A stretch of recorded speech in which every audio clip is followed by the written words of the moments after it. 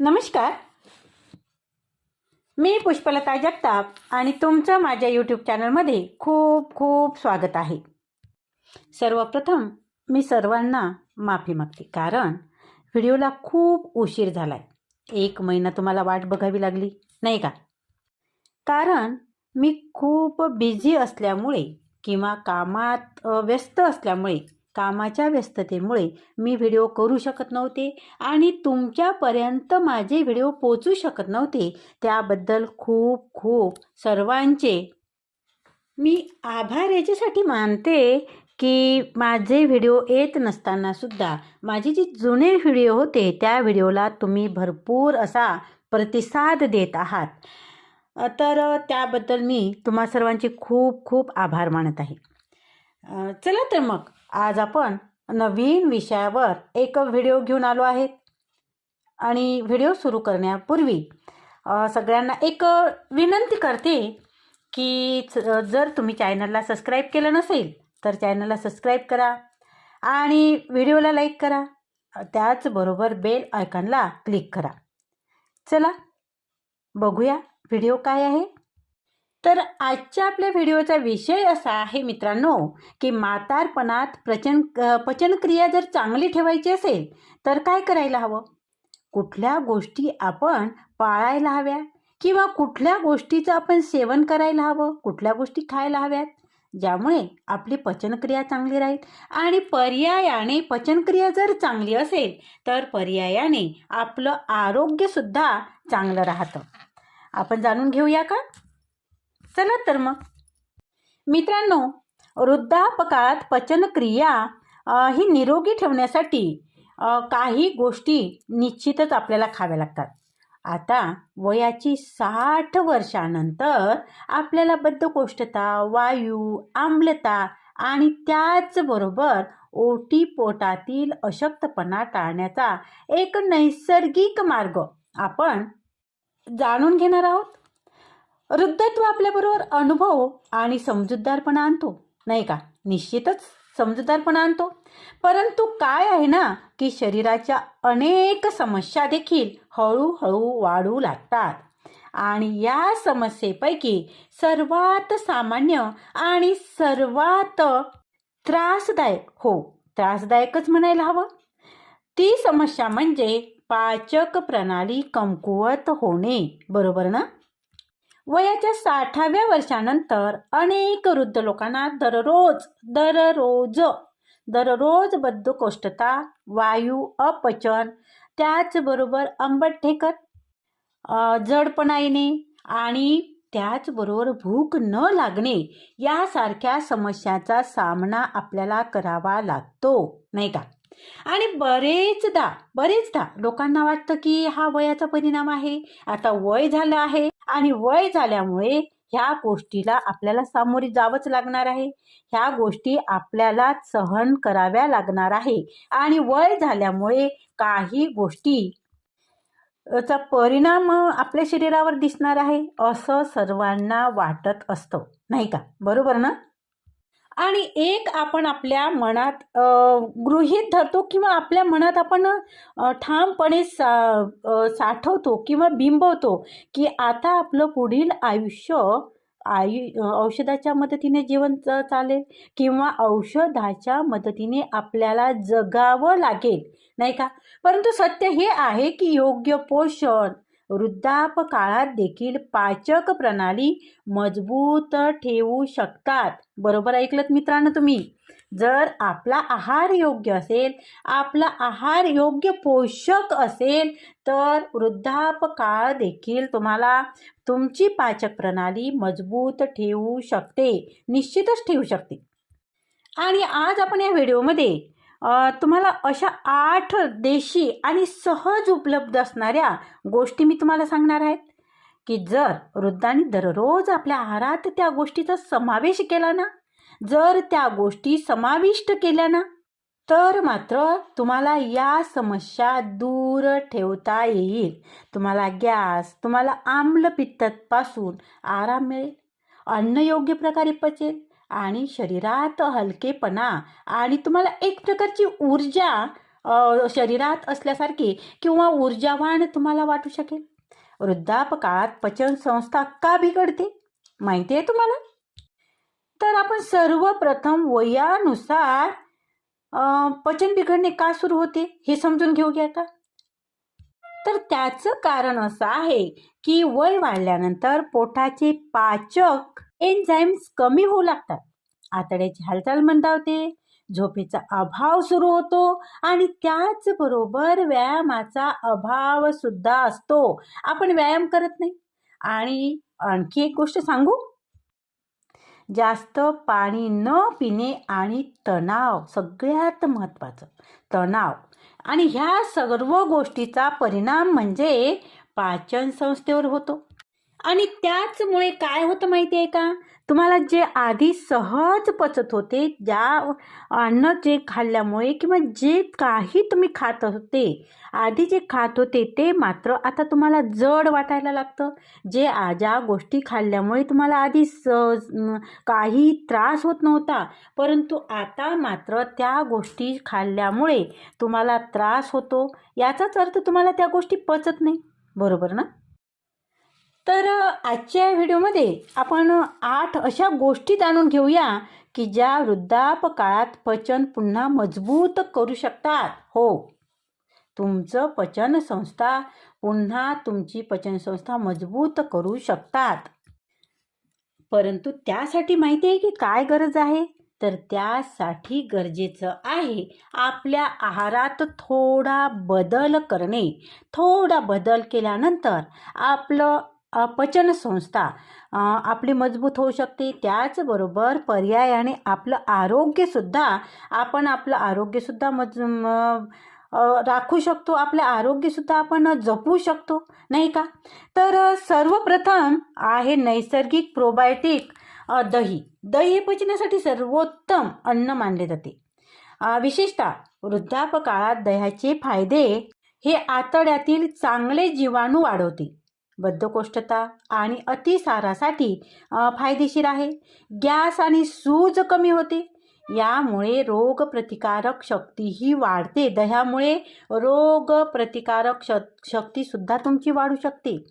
तर एक मात्र निश्चित आहे की दही खायचं म्हणजे कसं, तर दही हे आंबट नसावं, खूप दिवसाचं नसावं, ताजं दही असावं, हे मात्र निश्चित आहे. ह्या गोष्टी तुम्ही कटाक्षाने पाळायला हवं. तर आता बघूया आपण खायचं कसं. दही खायचं आहे, आपल्या आहारात आपल्याला दह्याचा समाविष्ट करायचा आहे, दही समाविष्ट करायचं आहे. परंतु ते खायचं कसं, तर दुपारच्या जेवणासाठी 1 वाटी साधे दही, आणि तुम्हाला जर वाटलं तर त्यात आलं किसून तुम्ही टाकू शकता, किंवा आपण त्यात सुंठाचा थोडासा भुरका बारीक पावडरसुद्धा त्यात टाकू शकतो. आणि अशा प्रकारचं दही, ताजं दही जर आपण आहारात समाविष्ट केलं तर मात्र आपल्याला पचनासाठी, अन्न पचन होण्यासाठी मदत होते. दही खाणे अतिशय फायदेशीर आहे. परंतु थांबा, एक गोष्ट लक्षात ठेवा की रात्री दही खाणे टाळा.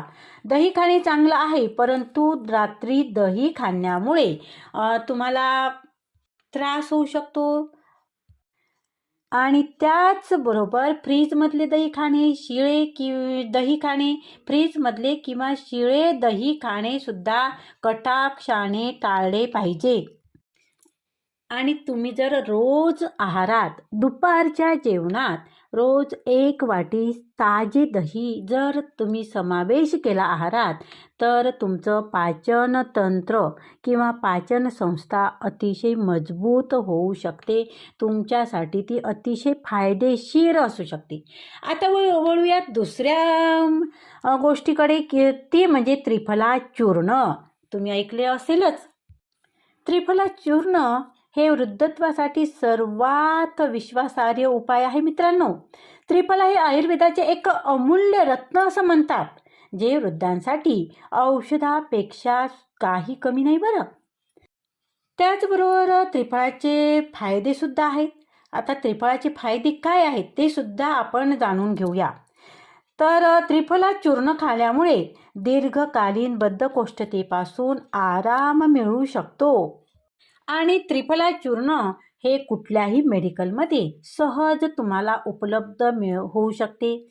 तर त्रिफला चूर्ण खाल्ल्यामुळे काय होते की बद्धकोष्ठतेपासून आराम मिळतो, आतड्याची स्वच्छता करते आणि वायू आणि आंबट ढेकर यापासून सुद्धा तुम्हाला आराम मिळू शकतो.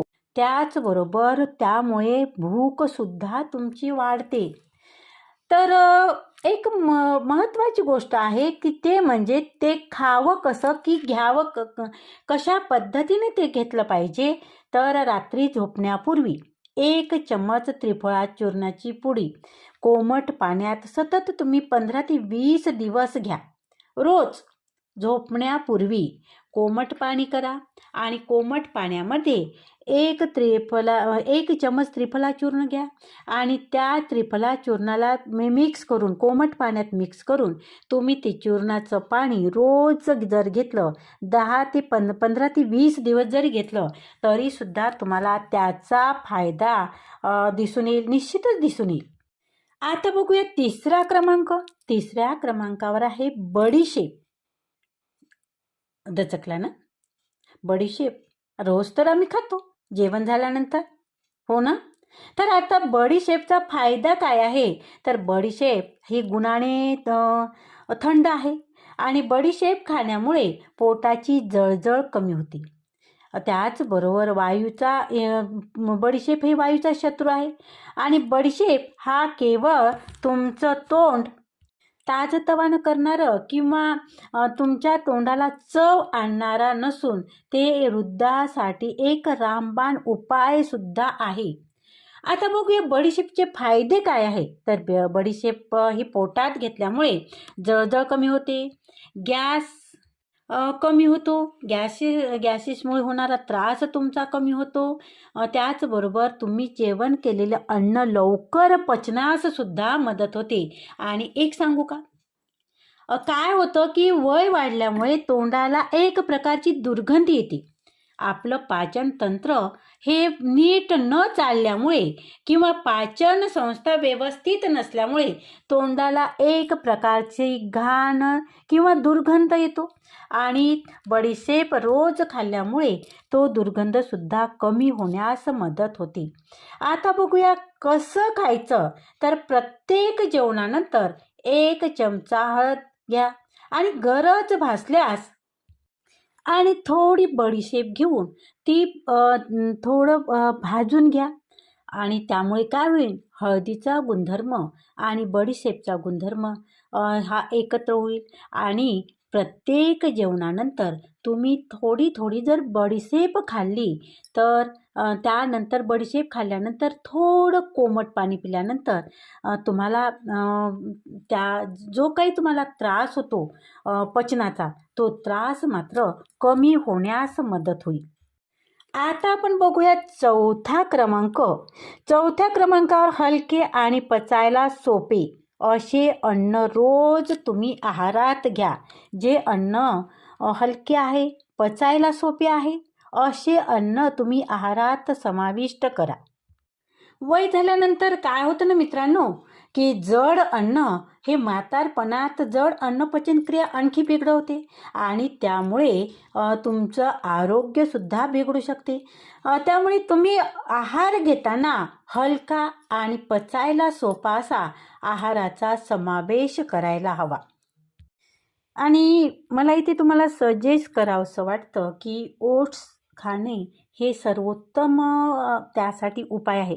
जर तुम्हाला पचनक्रियेचा म्हणजे अन्न पचायचा त्रास होत असेल तर ओट्स हे पचायला हलके आहे आणि सर्वोत्तम आहारसुद्धा असू शकतो. म्हणून ओट्स खाणेसुद्धा खूप त्यावर एक उपाय म्हणू आपण. आपण त्या अन्न जे सेवन करतो त्या अन्नावर एक पर्यायसुद्धा म्हणू शकतो आपण पचनक्रियेसाठी, नाही का? या ठिकाणी मला ओट्सचे फायदेसुद्धा तुम्हाला सांगायचे आहे. तर ओट्समध्ये भरपूर फायबरमुळे काय होतं, भरपूर फायबर त्यात असतं आणि भरपूर फायबरमुळे बद्धकोष्ठता होत नाही, पोट हलकं ठेवतं आणि यामुळे दीर्घकाळ म्हणजे बराच कालावधी तुम्हाला ऊर्जा मिळते. तर हे खायचं कसं?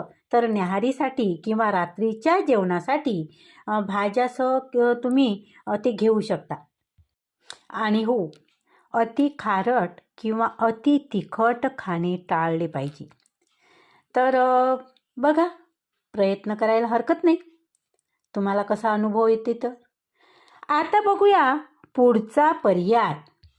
क्रमांक 5, बद्धकोष्ठतेचा नैसर्गिक उपचार, पपई. हो, बरोबर ऐकलं.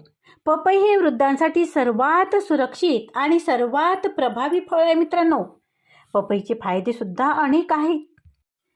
पपई हे पाचक आहे. पपईमुळे बद्धकोष्ठता आणि अपचन दूर होते. पोट स्वच्छ ठेवण्यास मदत होते आणि यामुळे एक सगळ्यात महत्त्वाची गोष्ट सांगू का तुम्हाला? ज्या वयोवृद्ध लोकांचं, ज्या वयोवृद्ध व्यक्तींचं वजन वाढलेलं असेल ना, त्यांनी पपई खाणे अतिशय फायदेशीर आहे. कारण पपई हे वजन नियंत्रित ठेवण्यास मदत करते. आता बघूया ही खायची कशी. तर सकाळी रिकाम्या पोटी शिजवलेल्या पपईचा एक गर म्हणून वाटीभर थंड केलेला तुम्ही ते खाऊ शकता. आणि एक महत्त्वाची सूचना आहे की फ्रीजमध्ये ठेवलेली आणि अतिशय बराच वेळ गेलेला त्याच्यावरून अशी पपई खाणं टाळा. ताजी पपई तुम्ही खाऊ शकता. त्याचबरोबर त्या पपईचं तुम्ही थोडंसं शिजवून ती तुम्ही सकाळी रिकाम्या पोटी तुम्ही खाऊ शकता. त्या पपई थोडंसं तुम्हाला वाटलं तर पपईच्या गरामध्ये थोडं साखर टाकून ती शिजवून ते सुद्धा तुम्ही खाऊ शकता. परंतु खूप दिवसाची शिळी किंवा कच्ची किंवा याच्यात फ्रीजमध्ये ठेवलेली अति थंड पपई खाणं मात्र तुम्ही टाळायला हवं. आणि जर समजा तुम्ही असं केलं तर तुम्हाला त्यावर उपाय मिळण्यापेक्षा तुम्हाला त्या त्रासालाच सामोरे जावे लागेल आणि म्हणूनच फ्रीजमध्ये ठेवलेली पपई खाणं तुम्ही टाळायला हवं. आता बघूया आपण 6वा क्रमांक. 6वा क्रमांक आहे अजवाईन म्हणजेच आपला ओवा. तर ह्या ओवा खाण्यामुळे काय होतं की गॅस आणि पोटदुखीच्या वेदनेपासून तुम्हाला तात्काळ आरामसुद्धा मिळतो. मित्रांनो, वृद्धांसाठी ओवा म्हणजेच अजवाईन हे कोणत्याही औषधीच्या तुलनेत कमी नाही बरं. तर याचे फायदेसुद्धा आहेत. यामुळे काय होते, पोटदुखी कमी होते, गॅसपासून आराम मिळतो, आम्लता कमी होते. तर खायचं कसं? तर अजवाईन खाल्ल्यानंतर म्हणजेच ओवा खाल्ल्यानंतर कोमट पाणी प्या. तर जर शक्य असेल तर अजवाईनचा काढासुद्धा तुम्ही बनवू शकता, म्हणजे शिजवू शकता आणि ते सुद्धा तुम्ही पिऊ शकता. त्याने सुद्धा तुम्हाला आराम मिळू शकतो. आता बघूया 7वा क्रमांक, कोमट पाणी. हो, कोमट पाणी हा पाचन सुधारण्याचा सर्वात सोपा मार्ग आहे मित्रांनो. अनेक वृद्ध लोक थंड पाणी पितात, ज्यामुळे काय होतं की पचन बिघडतं. कोमट पाण्याचे फायदे म्हणजे आतडी स्वच्छ करणे, बद्धकोष्ठता दूर करणे, चयापचय वाढवणे, वायू कमी करणे. तर एवढे सगळे फायदे फक्त कोमट पाणी पिल्यामुळे होते. परंतु एक गोष्ट मला तुम्हाला सुचवावीशी वाटते की अति गरम पाणी पिणं टाळायला हवं. आता बघूयात प्यायचं कसं. कसे प्यावे? तर सकाळी उठताच दिवसभरात 1 ते 2 ग्लास कोमट पाणी प्या. अति गरम पाणी नको. आता बघूया 8वा क्रमांक, भाजीपाल्याचे सूप हलके आणि पौष्टिक असते. तुम्ही जे हॉटेलमध्ये सूप पिता ना आवडीने, तर ते सूप तुम्ही अवॉइड करा. कारण त्या सूपामुळे तुम्हाला फायदा होण्याऐवजी त्यापासून नुकसानच तुम्हाला जास्त होऊ शकते. तर तुम्ही घरीसुद्धा सूप बनवू शकता मित्रांनो. ताज्या भाजीपाल्याचं सूप तुम्हाला घरीसुद्धा तुम्हाला बनवता येतं आणि हे सूप अतिशय पौष्टिक असतं. आणि भाजीपाल्याचं सूप हे वृद्धांसाठी एक वरदान आहे. तर सूपचे फायदे काय आहे? तर शरीराला पचण्यास ते सोपं आणि पोषण देतात. सूप हे पचायला खूप हलकं असतं आणि त्याचबरोबर त्याच्यात पोषण तत्व भरपूर प्रमाणात असतं आणि यामुळे पोटावर भार तुमच्या पडत नाही. कशी बनवायची? तर रात्रीच्या जेवणासाठी लौकी, गाजर, पालक, टोमॅटो, कमी मीठ, अगदी कमी मीठ आणि जमलंच तर तुम्हाला मी सजेस्ट करेल आपल्या पांढऱ्या मिठाऐवजी लाल मीठ जेवणात जर वापरलं तर ते अतिशय चांगलं असतं. त्याला शेंदे मीठ असं सुद्धा म्हणतात आणि त्याच्या खाल्ल्यामुळे त्याचा आपल्या शरीरावर परिणामसुद्धा होत नाही आणि म्हणूनच जेवणात वय वाढल्यानंतर आणि मी असं सजेस्ट करेल की सगळ्यांसाठीच हे मीठ अतिशय उत्तम आहे. वृद्धापकाळात पचन योग्य ठेवण्यासाठी पांढरं मीठ अवॉइड करणं हे कधीही तुमच्या दृष्टीने किंवा सर्वांच्याच दृष्टीने एक चांगली सवय आपण म्हणू शकतो आहे आणि म्हणून पांढरं मीठ अवॉइड करणं हे खूप चांगल्या आरोग्याचं सुद्धा एक लक्षण आहे. आता आपण बघूया की वय वाढल्यानंतर पचन योग्य ठेवण्यासाठी 5 आवश्यक सवयी कोणत्या? त्या सवयी आपण अंगी बाळगल्याच पाहिजे किंवा त्या सवयी आपण आपल्या सवयीचा एक भाग केला पाहिजे. तर कुठल्या आहेत त्या सवयी ते सुद्धा आपण जाणून घेऊया. तर सर्वात प्रथम तुम्ही जे जेवण करता ते जेवण हळूहळू चघळा. असं म्हणतात जुने लोक की जेवण हे पिलं पाहिजे आणि पाणी हे चावून घेतलं पाहिजे. तर बघा आता हे पिलं पाहिजे याच्यासाठी की त्याचं तोंडात त्याची लाळ मिसळल्यानंतर त्याला पातळ असा त्याचा आपल्या तोंडातच त्याचा पातळ असा हे बनलं पाहिजे आणि ते आपण आपल्या गिळायला पाहिजे. तर तेच आपल्या शरीरासाठी किंवा पचायला ते हलकं जातं. त्यामुळे जेवण हे प्यायला पाहिजे असं म्हटलं जाते. जुने लोक असं म्हणत होते. त्याचबरोबर जास्त वेळ उपाशी राहू नका आणि स्त्रियांसाठी एक महत्त्वाची सूचना आहे की त्यांनी उपवास बऱ्याच स्त्रियांना असं वाटतं की मी हे उपवास नाही केला तर काय होईल, माझं काहीतरी वाईटच होईल किंवा काही. तर मग उपवास धरणे बराच कालावधी नंतर त्या जेवण न करता उपवास धरतात आणि त्यावर फलाहार म्हणून साबुदाणा खिचडी किंवा असंच काहीतरी जे पचायला जड आहे अशा गोष्टीचं सेवन केलं जातं आणि हे मात्र आपल्या आरोग्यासाठी अतिशय घातक असं आहे. आणि त्याचबरोबर रात्रीचं जेवण हे हलकं घ्या. दररोज थोडं चालायला जा. आवश्यक आहे. चालणं जर तुम्ही कमी केलं तरीसुद्धा अपचनासारखे त्रास आपल्याला होऊ शकतो आणि इतरसुद्धा चालणं कमी केल्यामुळे इतरसुद्धा त्रास आपल्याला होऊ शकतो. म्हणून दररोज थोडं चालणं हे शरीरासाठी अतिशय आवश्यक आहे. त्याचबरोबर तणावापासून दूर राहा. आता वय झाल्यामुळे आपल्याला तणावाची गरजच नाही आहे. कारण आता आपण सगळ्या जबाबदाऱ्यातून मुक्त झालेलो आहोत मित्रांनो. ज्याही काही जबाबदाऱ्या होत्या त्या आपण आपल्या पार केलेल्या आहे किंवा आपण आपल्या जबाबदाऱ्या सांभाळलेल्या आहे. आता मात्र आपण जबाबदाऱ्यापासून मोकळं व्हायचं आणि त्याचबरोबर पर्यायाने तणावापासून सुद्धा दूर राहायचं. कुठल्याही गोष्टीचा ज्या गोष्टीचं तणाव येत असेल, ज्या गोष्टीचं टेन्शन येत असेल, ज्या गोष्टीमुळे आपल्याला त्रास होत असेल त्या गोष्टीपासून दूर राहणं हेच आपल्या आरोग्यासाठी अतिउत्तम उपाय आहे. समजून घ्या. आता तुम्ही म्हणाल की तणाव तर येणारच आहे किंवा आपल्या आता कोणत्याही गोष्टीचं टेन्शन तर येणारच आहे, परंतु टेन्शन विरहित सुद्धा जगता येतं आणि त्यासाठी थोडं प्रयत्न करण्याची गरज निश्चितच आहे. आणि प्रयत्न हा आहे की दुर्लक्ष करणे.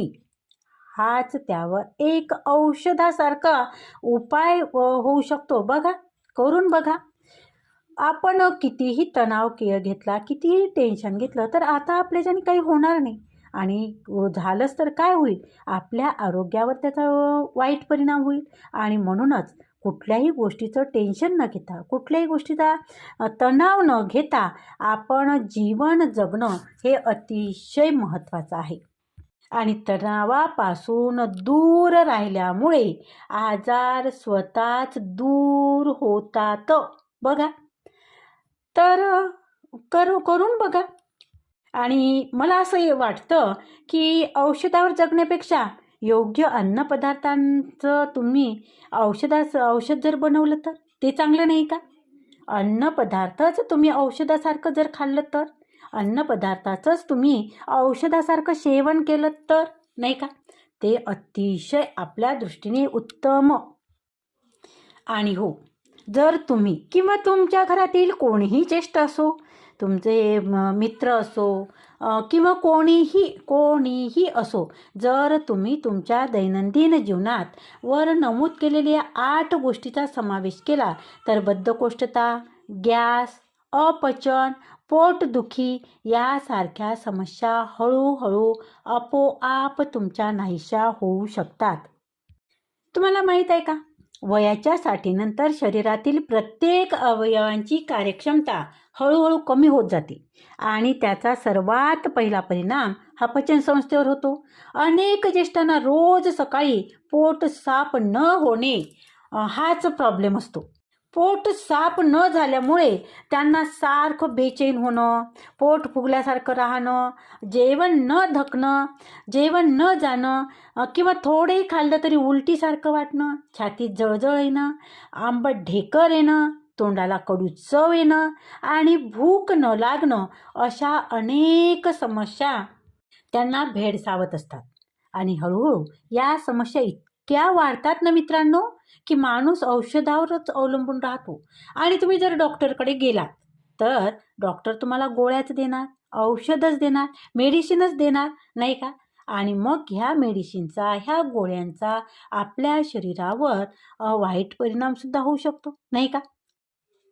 आणि जुने वयोवृद्ध लोक असं म्हणत होते की औषधी पचवायला अंगात त्राण असावा लागतो, आपल्या अंगात तेवढी ताकद असावी लागते, म्हणजेच औषधांचं योग्य पचन होऊ शकतं.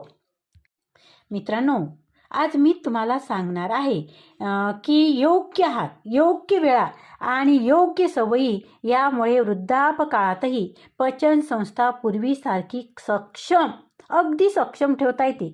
सर्वात आधी समजून घ्या की वृद्धापकाळात पचन का बिघडतं. वय वाढत गेल्यावर पोटात तयार होणारी पाचक रस हे आहे ना, ते कमी होतात आणि त्याचबरोबर आतड्याची हालचाल मंदावते.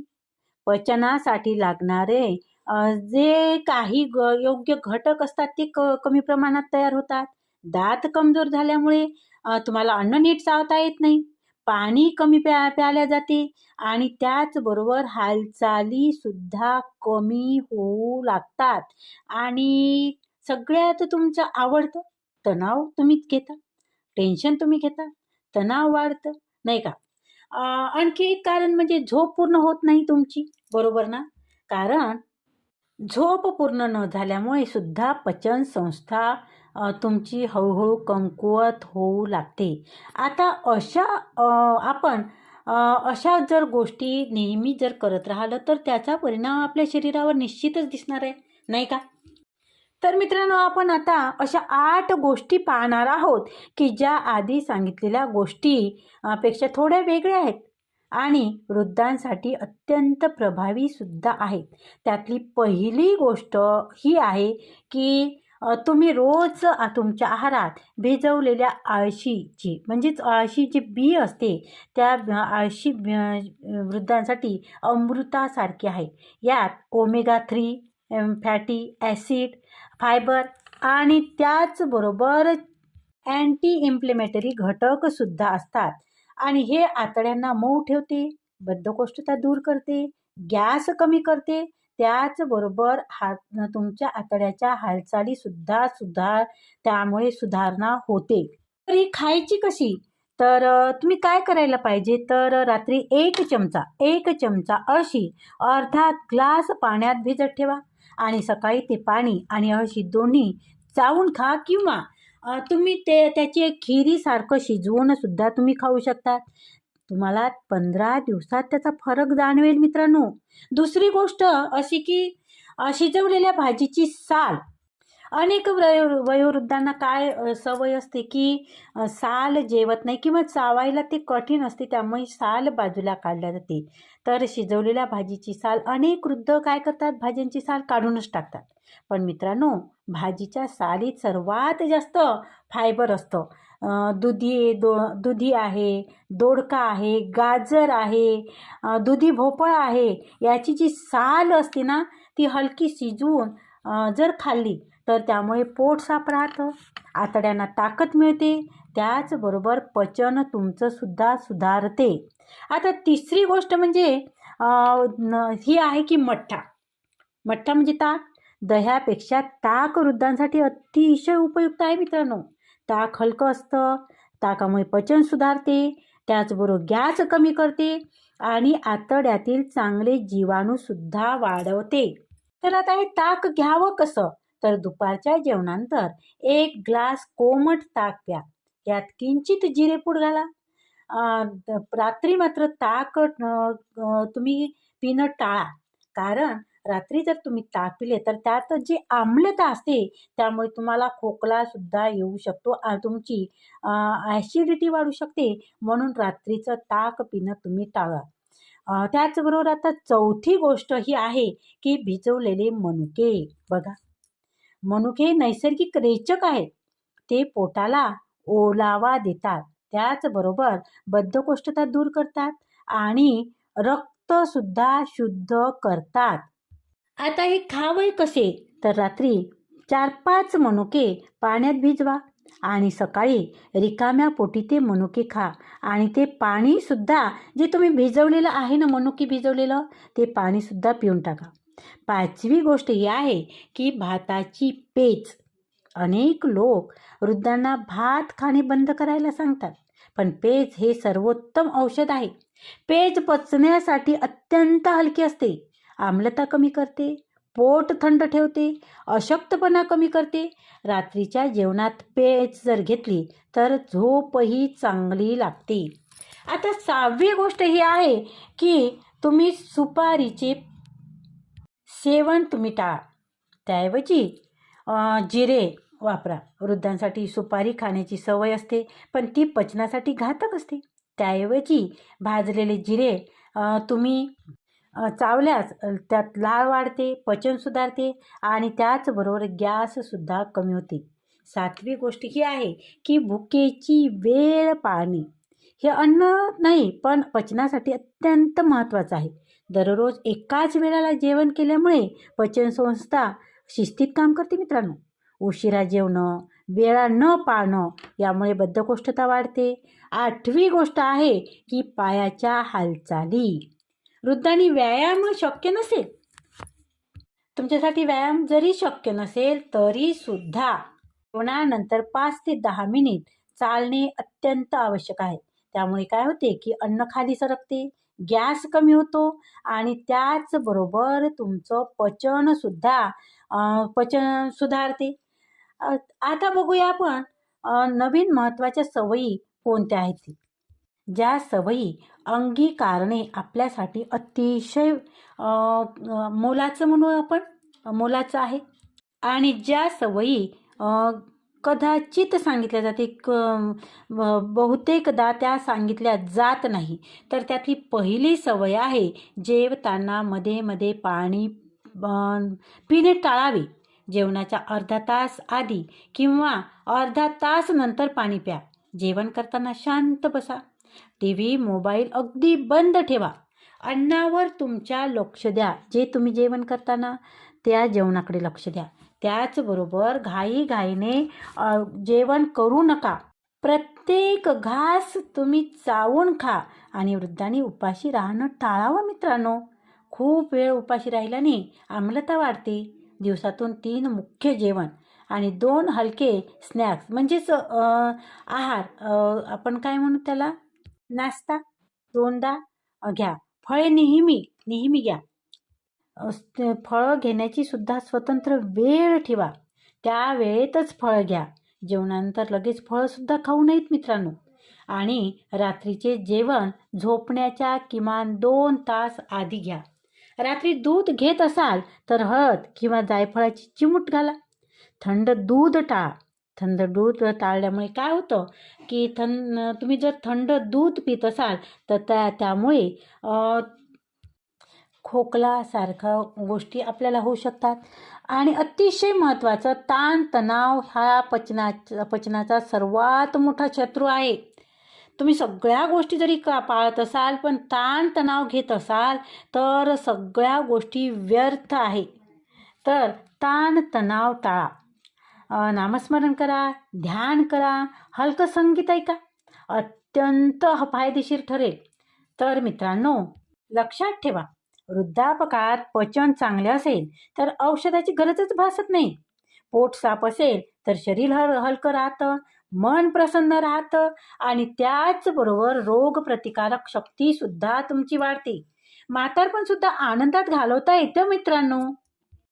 आणि एक गोष्ट सांगू का, वय फक्त आकडा आहे. तर आनंदी जीवन जगणं हे आपल्याच हातात आहे, नाही का? तर बघा, आजचा हा व्हिडिओ कसा वाटला कमेंटद्वारे नक्की कळवा. व्हिडिओला लाईक करा, व्हिडिओ शेअर करा, कमेंट मात्र जरूर करा. त्याचबरोबर बेल आयकॉनला क्लिक मात्र जरूर करा. धन्यवाद मित्रांनो, खूप खूप धन्यवाद. भेटूया पुढच्या व्हिडिओमध्ये अशाच महत्त्वपूर्ण माहितीसह. तोपर्यंत आनंदी राहा, स्वस्थ राहा, निरोगी राहा, हसत राहा. धन्यवाद, खूप खूप धन्यवाद.